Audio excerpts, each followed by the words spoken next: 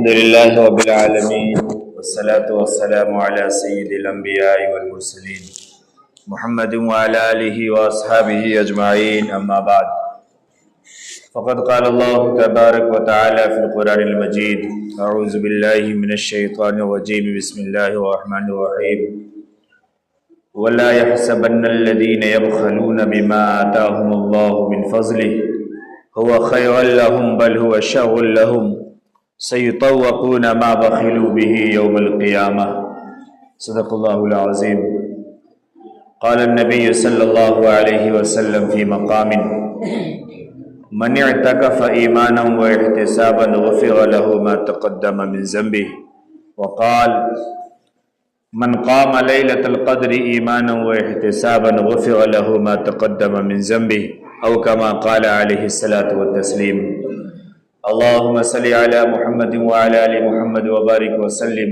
كما صليت وباركت على إبراهيم وعلى آل إبراهيم إنك حميد مجيد۔ اللہ رب العزت کا بے پناہ شکر اور احسان ہے۔ اللہ رب العالمین نے ہم تمام کو ایمان کی دولت سے سرفراز فرمایا۔ رب کریم نے اپنے بارگاہ میں آنے کی اور حاضری کی توفیق مرحمت فرمائی۔ مالک دو جہاں نے ہم تمام کو رمضان المبارک جیسا عظیم الشان مہینہ عطا فرمایا۔ رمضان المبارک کے عشروں کو 3 عشروں میں آقا صلی اللہ علیہ وسلم کے قول کے مطابق بانٹا گیا۔ پہلا عشرہ رحمت والا عشرہ تھا، 10 دن شروع کے جو ہمارے درمیان سے چلے گئے، ختم ہو گئے۔ اس کے بعد دوسرا عشرہ یہ مغفرت والا عشرہ تھا، جو مغفرت والا عشرہ بھی آہستہ آہستہ گزرتے ہوئے آج آخری دن ہے مغفرت والے عشرے کی بھی۔ آج کا روزہ پورا ہوگا اور یہ مغفرت والا عشرہ آج مکمل ہو جائے گا۔ آئندہ سال آنے والے رمضان میں یہ اللہ رب العالمین کو معلوم ہے کہ کس کی حیات، کس کی زندگی، کس کی عمریں کتنی وفا کریں گی، اور آئندہ رمضان کسے ملے گا، کسے نہ ملے گا، اور کسے آئندہ رمضان کے یہ رحمت اور مغفرت والے عشرے ملیں گے یا نہیں ملیں گے۔ اللہ رب العالمین نے اب یہ تیسرا عشرہ جو رمضان کا ہمیں عطا فرمایا ہے وہ ہے جہنم سے آزادی کا، جہنم سے خلاصی کا، اپنے آپ کو جہنم سے بچا لینے کا اور جنت میں جانے کا مستحق بن جانے کا۔ ہم تمام کو اس بات پہ افسوس بھی کرنا چاہیے، اللہ کے سامنے رونا اور گڑ گڑانا بھی چاہیے کہ ہمارے درمیان سے رحمت اور مغفرت والے عشرے گزر گئے، ہم نے بہت زیادہ کچھ نہیں کیا، بلکہ یوں کہہ لے کہ ہم نے کچھ نہیں کیا، جو کیا بھی بس وہ ہم نے ایک شکل بنائی، شکلن ہم کرتے رہے۔ ہاں، اللہ کی ذات سے اس بات کی امید ہے، جناب محمد رسول اللہ صلی اللہ علیہ وسلم کا فرمان ہے کہ شکل بھی بناؤ، اللہ رب العالمین شکل پر بھی عطا فرما دیتے ہیں۔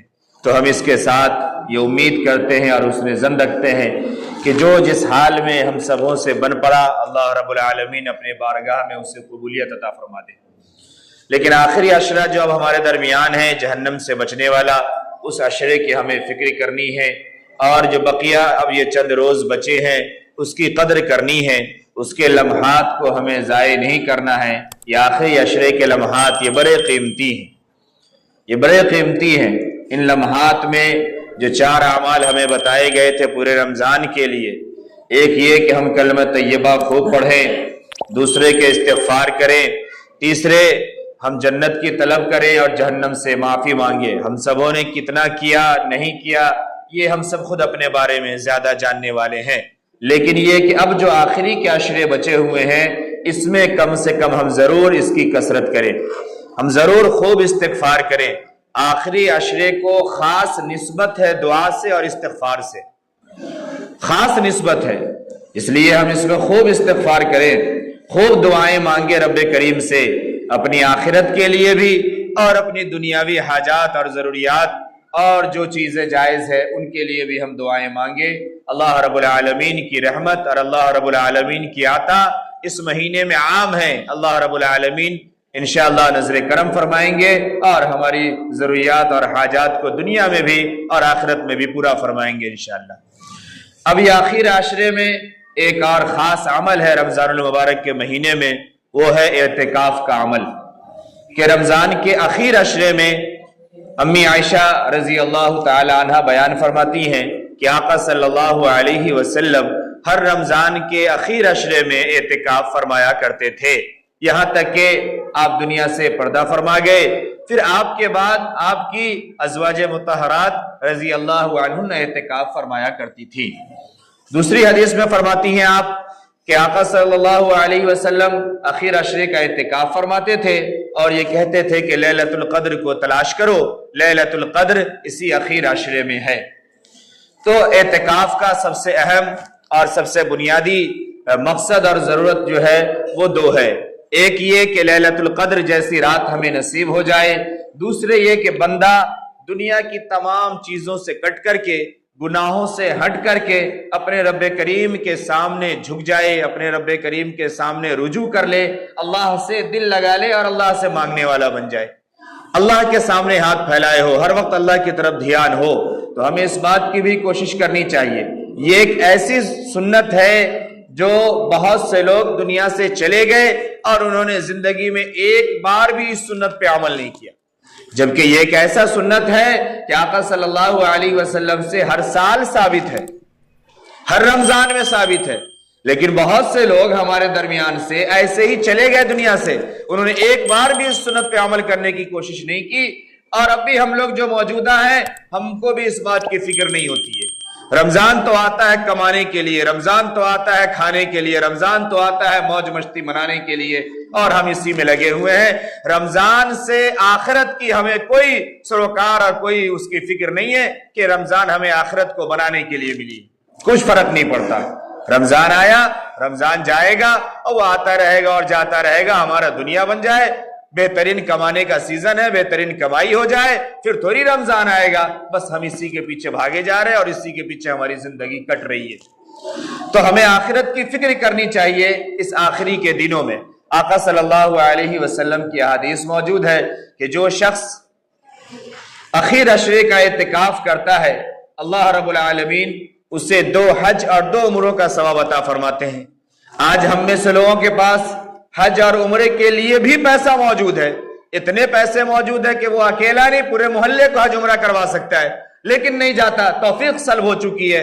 لیکن میں یہ کہہ رہا ہوں ان کے لیے جن کو اللہ نے نہیں نوازا ہے، جن کو اللہ نے نہیں دیا ہے، اور اگر اس کے دل میں یہ شوق ہے، یہ تمنا ہے کہ ہم بھی حج اور عمرہ کرتے اور اللہ ہمیں بھی ثواب عطا فرماتا، تو اللہ اپنے ایسے کمزور بندوں کے لیے یہ آفر اور یہ موقع دیا ہے کہ اگر تم مکہ المکرمہ نہیں جا سکتے، اگر تم بیت اللہ نہیں جا سکتے، وہاں جا کر کے حج اور عمرہ نہیں کر سکتے، اللہ رب العالمین نے ایک موقع دیا کہ آخر عشرے کا اعتکاف کرو، ہم تمہیں 2 حج اور 2 عمرے کا ثواب عطا فرمائیں گے۔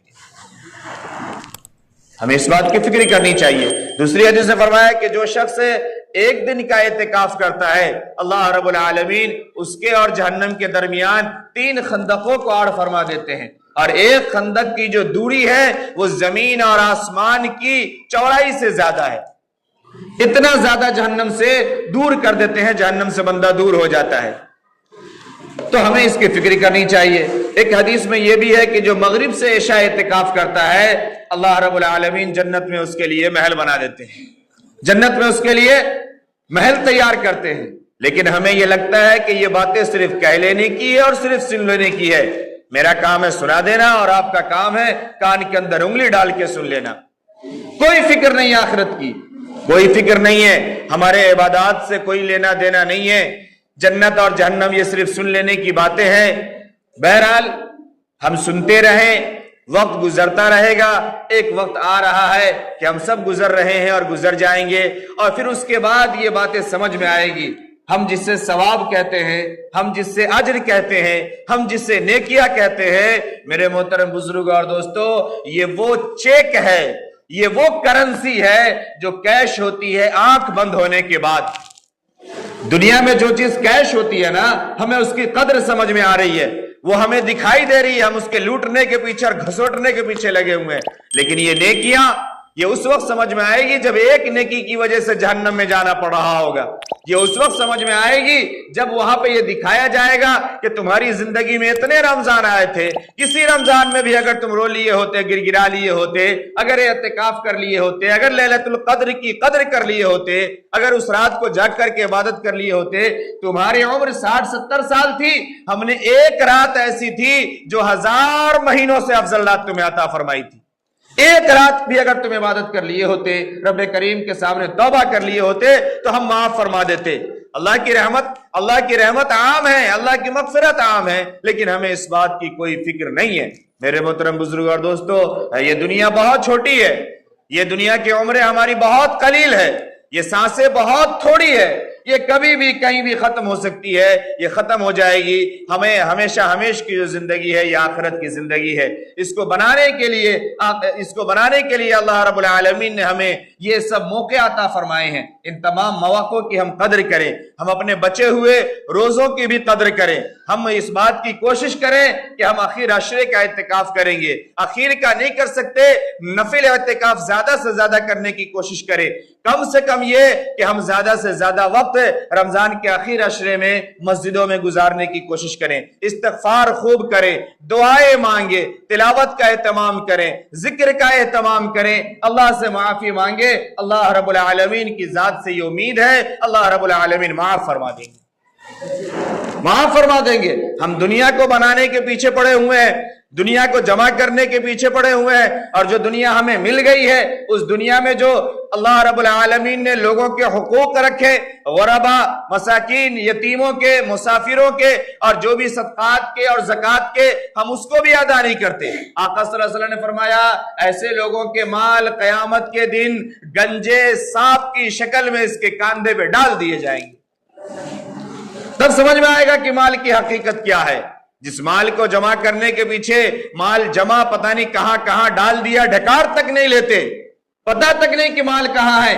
لوگوں کو لگتا کہ یہ فقیری زندگی جیتے ہیں, یہ سادہ لوگ ہیں, لیکن مال کی ریل پیل ہے ان کے پاس, اور کبھی وہ مال کو صحیح جگہ پر بھی خرچ نہیں کرتے. آقا صلی اللہ علیہ وسلم نے فرمایا ایسے لوگوں کے مال اس کے کاندھے پہ سانپ کی شکل میں ڈال دیے جائیں گے.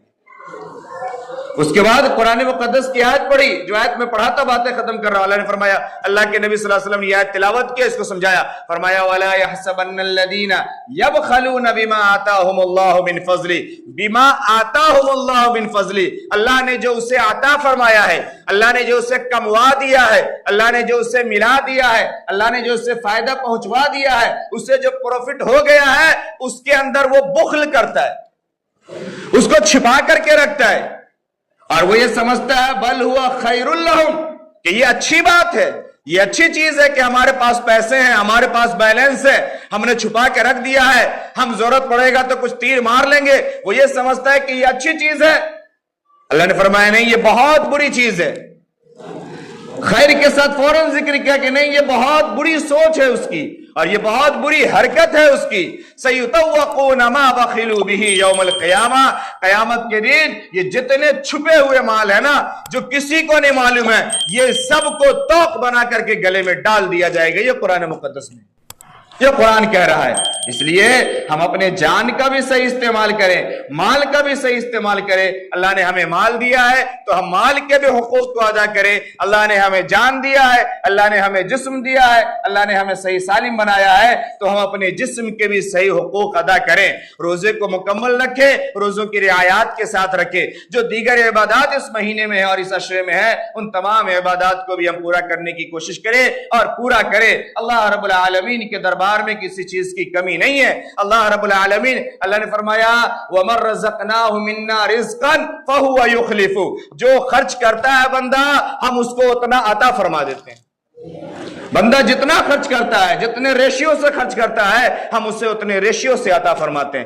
اللہ نے فرمایا, اللہ کے نبی صلی اللہ علیہ وسلم نے فرمایا کہ جو میرے اللہ فرماتے ہیں کہ جو میرے طرف بندہ ایک ہاتھ چلتا میں دوڑ کر کے اس کی طرف آتا ہوں. ہم رجوع کرنے کی کوشش تو کریں, ہم اللہ سے مانگے تو صحیح, ہم اللہ کے دربار میں اپنی حاجات اور ضروریات کو رکھے تو صحیح. ہم یہ قبول تو کریں کہ ہم گنہگار ہیں, ہم خطا کار ہیں, ہم رمضان کے مہینے میں بھی دلیر بنے ہوئے ہیں، بہادر بنے ہوئے ہیں، باغی بنے ہوئے ہیں، طاقتور بنے ہوئے ہیں۔ اس مہینے میں بھی جو روزے کا اہم مقصد تھا کہ ہمارے اندر سدھار آ جائے، ہمارے اندر نرمی آ جائے، ہمارے اندر لجاجت آ جائے، ہمارے اندر پسماندگی آ جائے، ہم اس بات کو قبول کرنے والے بن جائے، پشیماں ہو جائے، شرمندہ ہو جائے۔ اس رمضان میں بھی ہم گناہوں کے ساتھ دندنا رہے ہیں، رمضان میں بھی ہم رب کے سامنے جھکنے کو تیاری نہیں ہے۔ جب رب کے سامنے جھکنے کو تیاری نہیں ہے، پھر توفیق ہمیں کہاں سے ملے گی؟ پھر مغفرت کہاں سے ہوگی؟ پھر رمضان سے ہمیں فائدہ کہاں نصیب ہوگا؟ ہم اللہ رب العالمین کے سامنے جھک جائیں، گر جائیں۔ یہ جہنم سے بچنے والا آخری اشرہ ہے۔ اللہ کے سامنے خوب روئیں، خوب گر گرائیں، خوب دعائیں مانگے۔ اللہ کی ذات سے امید ہے کہ اللہ رب العالمین ہم تمام کی مغفرت فرمائیں گے انشاءاللہ، اگر ہم نے سچے دل سے توبہ کیا تو۔ ایک حدیث میں یہ بھی ہے کہ جو اعتکاف کرتا ہے ما تقدم من ذنبی، جو میں حدیث کا ٹکڑا پڑھا تھا، اللہ اس کے تمام گناہوں کو معاف فرما دیتے ہیں۔ اس سے وہ صغیرہ گناہ معاف ہوتے ہیں، کبیرہ نہیں۔ کبیرہ کے لیے توبہ شرط ہے۔ لیکن ایک بات یہ بھی سمجھنی ہے کہ جب بندہ 10 دن تک اعتکاف میں ہوتا ہے، نفل اعتکاف میں 4 دن 5 دن 7 دن تک ہوتا ہے، اور جب وہ لگاتار استغفار کر رہا ہوتا ہے، لگاتار رو رہا ہوتا ہے، لگاتار گر گرا رہا ہوتا ہے، اور اپنے گناہوں پر شرمندہ ہو رہا ہوتا ہے، اور یہ ارادہ کر رہا ہوتا ہے کہ اب یہ گناہ ہم نہیں کریں گے، تو اللہ رب العالمین پھر اس کے کبیرہ گناہوں کو بھی معاف فرما دیتے ہیں۔ یہ اتنا بہترین موسم اور موقع ہے۔ دعا کریں کہ اللہ تبارک و تعالی ہم تمام کو چند مختصر سے گزارشات کو سمجھنے کی توفیق نصیب فرمائے، جن کی سنت باقی ہے وہ ادا کر لیجیے۔ وآخر دعوانا الحمدللہ رب العالمین۔